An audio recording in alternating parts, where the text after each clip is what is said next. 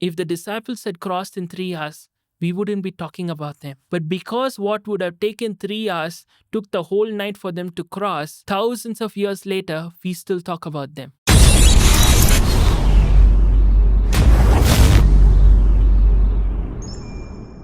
Do you feel like you're in a place in your life where you see everybody else racing before you and you feel like, oh my gosh, what is happening with my life?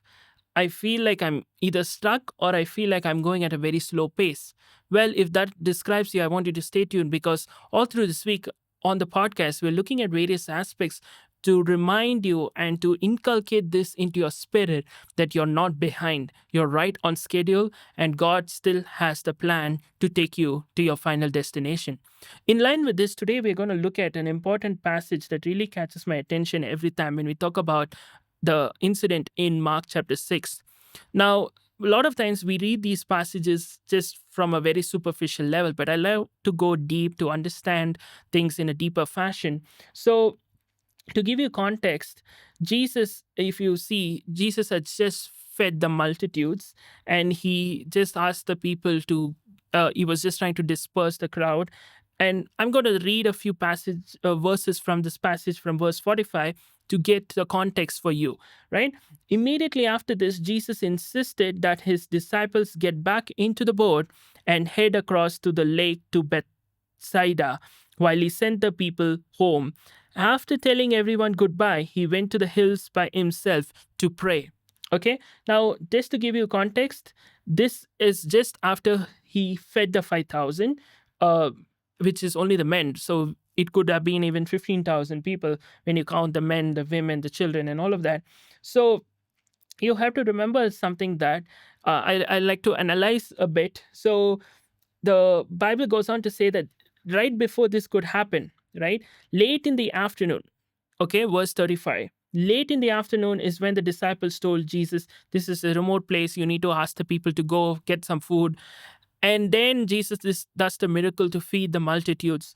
So possibly, I mean, if you say the whole thing would have happened around for 3 hours, let's say, late in the afternoon could be around maybe 3 o'clock in the afternoon, let's say, right? So 3 or 3:30 in the afternoon or whatever. So even if the whole thing of feeding the 5,000 and everything would have taken maybe 3 hours, so by the end of it, it would be around 6:30 or 7.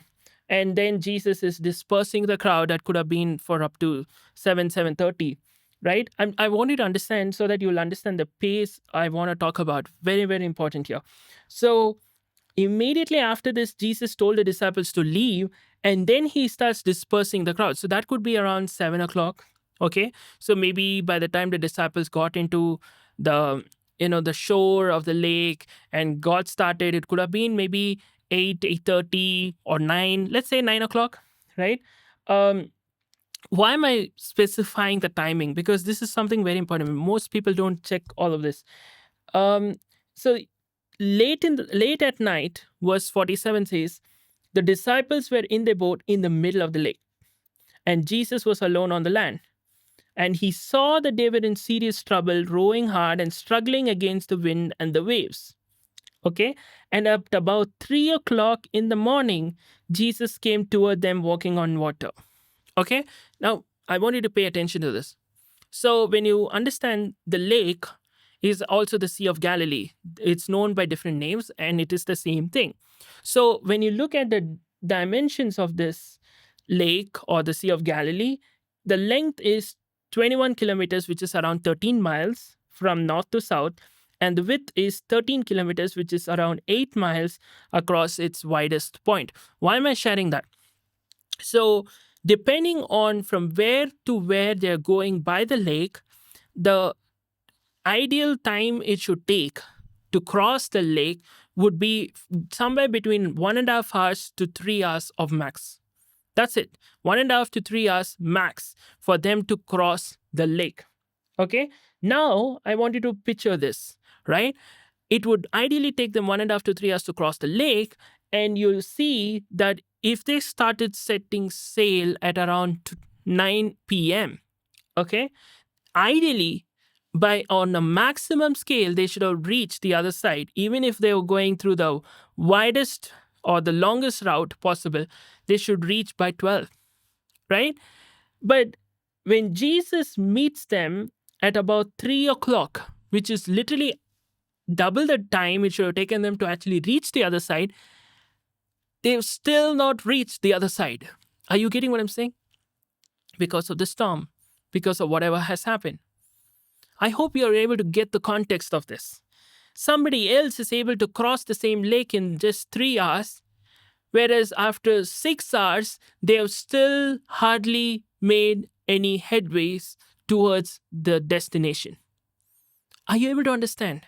In some of the passages, it talks about how they have only crossed about 5 kilometers, which is basically not even half the distance, when they have already spent double the time.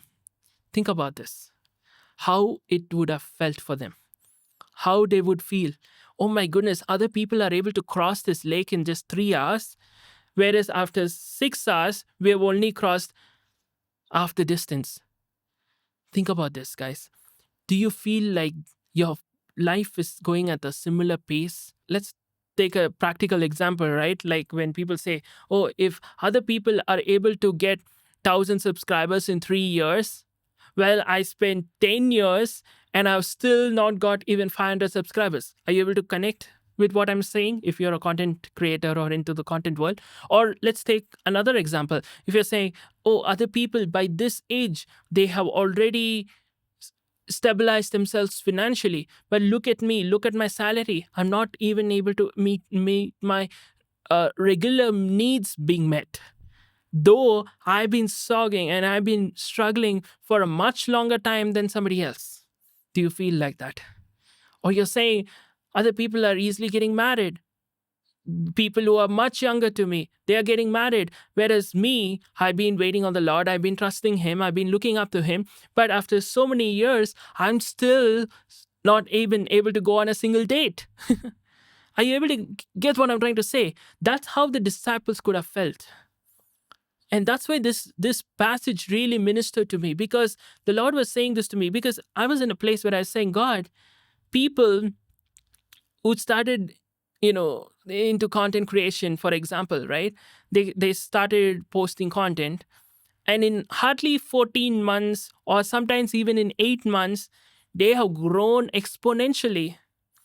Whereas after doing this for 14 years, this is my 14th year in ministry and content and podcasts and YouTube, I'm saying, God, after 14 years, I feel like I'm nowhere compared to where I'm supposed to be, compared to those who just started less than 14 months ago and they are soaring high like eagle. Are you getting context here? This is how the Lord was ministering to me and encouraging me through his word to say, can you be comfortable?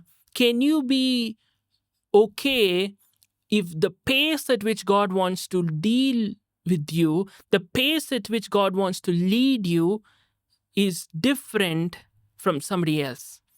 Are you okay if somebody else is able to reach in 3 hours, but you spend the whole night to cross the same distance? Sometimes I tell this to people that from my home to the airport in the city, it's roughly around 31 kilometers. Okay. Of course, this is 21, but let's say example.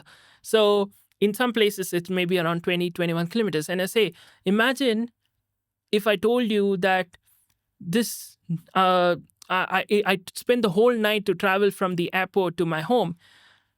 What would your reaction be? And they would say, that's so amusing. Like, why would you spend the whole night traveling just from the airport to your home? But if I told, but the weather was bad, there was a blinding rain, there were so many accidents around, and there were so many possibilities of my life being lost, but God protected me and brought me out. Your whole reaction will change. You won't say, haha, why did you spend the whole night traveling from the airport to your home? You would say, but thank God, God protected you in that wild journey. And you will say, you have a story to share. You have a unique angle a perspective. You have a unique experience that nobody else has. Won't you say that? Now think about this. If the disciples had crossed in 3 hours, we wouldn't be talking about them. But because what would have taken 3 hours took the whole night for them to cross, so many thousands of years later, we still talk about them. You know why?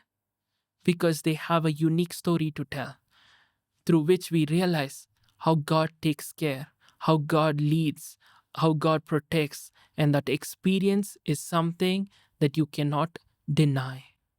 So many times people reach me and say, even though they look at other creators who have much more growth and they're able to have more reach or numbers compared to me, they reach out and say, John, but the mature way of handling, the depth in the revelations, and the way you give the wisdom is something we are not getting anywhere else. Like, I'm not putting myself on a high pedestal. I give all glory to God.